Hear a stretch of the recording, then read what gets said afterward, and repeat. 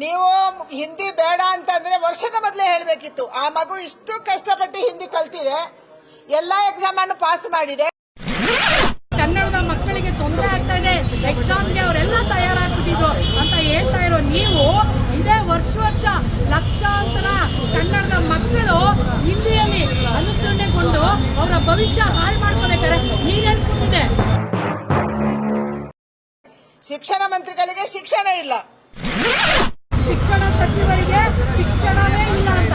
ನಿನಗೆ ಮೊದಲು ಕನ್ನಡ ಪ್ರೇಮ ಇದೆಯಾ? ನಾನು ಡೆಲ್ಲಿಗೆ ಹೋದ ಮೇಲೆ ನಾವು ಮಾತಾಡುವಾಗ ಕೂಡ ಕನ್ನಡದ ಹಲವಾರು ಜನ ಗೇಲಿ ಮಾಡಿದ್ರು.